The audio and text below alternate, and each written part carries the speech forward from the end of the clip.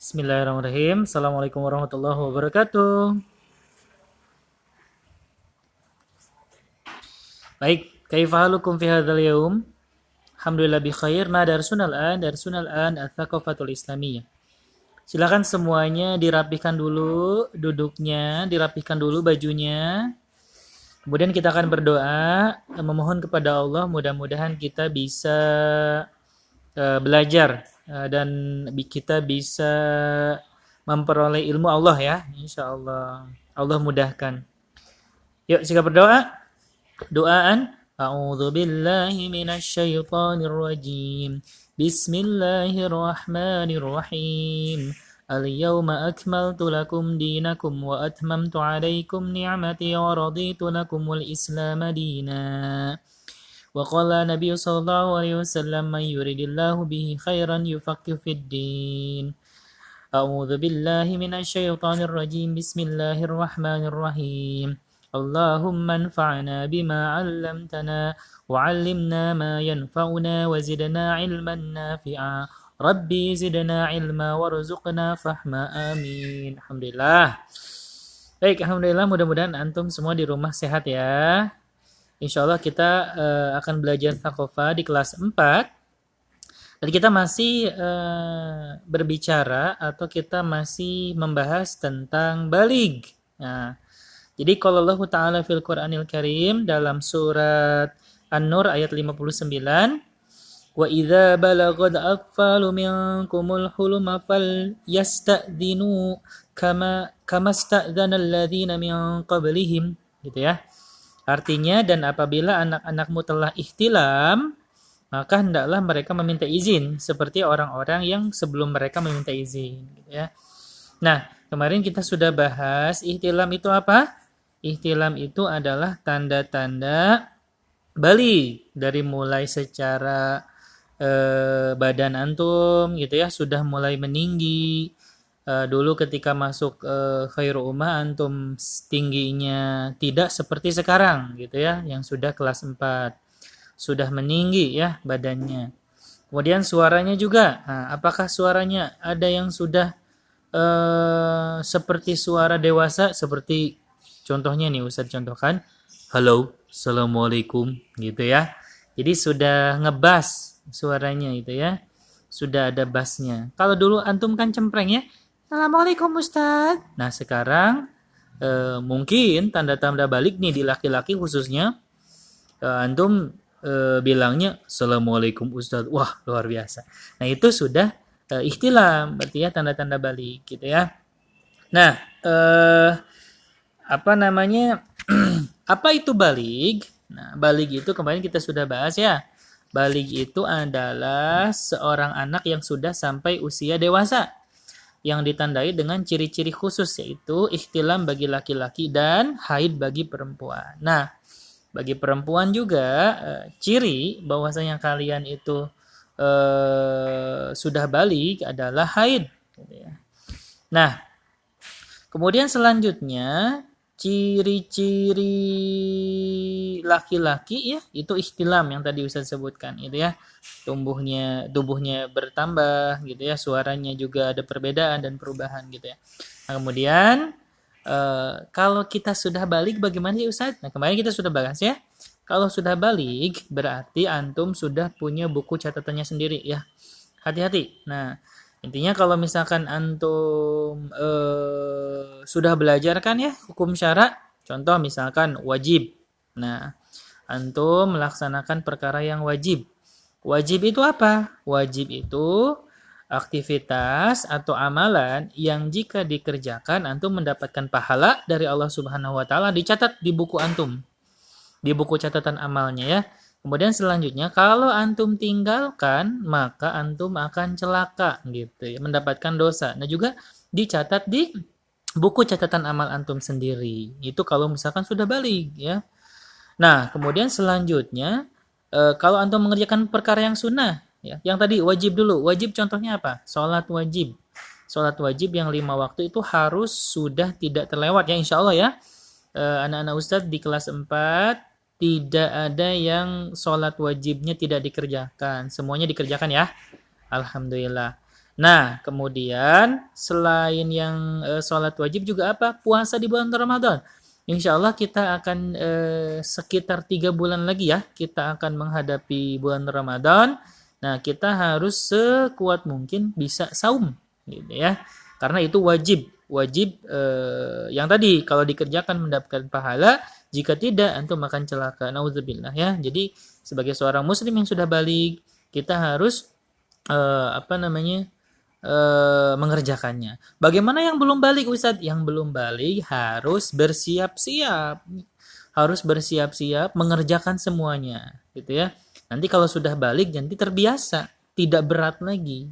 Dulu kan antum ketika saum sunnah ya dan juga sholat tahajud, alhamdulillah beberapa sudah bagus sholat tahajud sama saum sunnahnya. Dulu kan sangat berat sekali gitu ya. Nah, sekarang ketika antum sudah terbiasa, alhamdulillah bisa bangun tahajud. Kalau dibangunin sudah tidak sudah tidak susah lagi gitu ya. Kemudian saum sunnahnya juga bangun sahurnya sudah tidak susah lagi, dan juga ketika saum bisa menahan lapar dan haus ya insya Allah dengan mudah karena antum sudah terbiasa. Yang kedua, perkara yang sunnah nih. Perkara yang sunnah itu apa? Amalan yang jika dikerjakan mendapatkan pahala, jika tidak dikerjakan maka rugi gitu ya. Jadi coba misalkan antum sudah mengerjakan sholat duha. Kalau dikerjakan, insya Allah catatan amal antum akan tercatat gitu. Bahwasanya antum mengerjakan dan mendapatkan pahala. Kalau tidak, antum tidak mendapatkan dosa gitu ya. Tapi antum hanya rugi aja gitu. Maksudnya rugi waktu sholat duhanya sudah berlalu di hari itu gitu ya, tapi antum masih belum tidak melaksanakannya gitu ya. Karena kan waktu yang sudah terlewati tidak akan kita bisa kembali lagi gitu ya. Kalau yang sudah lewat ya sudah lewat kayak gitu. Kemudian selanjutnya perkara yang mubah. Nah, mubah itu kalau dikerjakan itu tidak mendapatkan pahala, dan juga kalau misalkan tidak dikerjakan dan mengerjakan itu juga tidak mendapatkan pahala. Ya, contohnya apa? Bermain gitu ya. Antum berekreasi dan sebagainya itu sesuatu yang mubah gitu ya. Tapi hati-hati jangan sampai sesuatu yang mubah itu bisa mengganggu hingga antum bermaksiat. Contoh misalkan antum bermain dari jam 10 pagi sampai jam 4 sore antum bermain. Nah, antum ternyata tidak melaksanakan sholat zuhur. Nah, itu juga berdosa ya. Tidak boleh. Itu kalau sesuatu yang mubah itu bisa menjadi haram gitu ya. Nah, selanjutnya ada yang makruh. Yang makruh itu yang jika dilaksanakan dia itu tidak mendapatkan pahala dan juga tidak mendapatkan dosa. Kalau ditinggalkan justru mendapatkan pahala. Contohnya apa? Adalah makan makanan yang bau gitu ya, ataupun misalkan antum sholat sambil menahan pipis, atau antum sholat di depan makanan gitu ya. Nah, itu juga makruh gitu ya. Lebih baik antum pipis dulu baru sholat gitu. Jangan sambil sholat menahan pipis gitu ya, karena itu makruh. Kemudian selanjutnya ada yang haram. Nah, ini yang hati-hati. Yang haram itu jika antum mengerjakannya maka antum akan celaka. Jika antum menjauhinya maka antum akan mendapatkan pahala dari Allah Subhanahu wa taala ya. Banyak sekali ya hal-hal yang haram. Salah satunya adalah mencuri, nggak boleh ya, nggak boleh mencuri. Kemudian durhaka kepada orang tua juga nggak boleh ya, nggak boleh. Ketika orang tua antum menyuruh, gitu, misalkan Veteran, tolong dong beliin beras gitu di warung. Kemudian veteran menolak ya perintah dari Umi gitu ya, nggak boleh. Itu haram ya, antum mendapatkan dosa. Nauzubillahi min dzalik ya. Nah, seperti itu. Jadi dalam Islam itu antum terikat oleh hukum syara yang 5 tadi, apa aja? Wajib, sunnah, makruh, mubah, dan haram. Kaidah usulnya adalah al-aslu fil af'al taqayyadu bi hukmi syar'i. Jadi hukum asal perbuatan itu terikat dengan hukum syara. Jadi antum setiap antum harus pinter. Pinternya apa? Setiap antum melaksanakan sesuatu, antum tuh harus tahu. Nah, ini wajib. Kemudian antum laksanakan. Hah, ini mah haram, nggak boleh. Nah, kemudian antum tinggalkan. Itu, gitu ya. Nah, salah satu pentingnya belajar sakofah itu. Jadi, antum mengetahui mana yang haram, mana yang sunnah, mana yang wajib, yang makruh, gitu ya. Kemudian bagaimana berpikir secara Islam. Nah, itu, gitu ya. Seperti itu.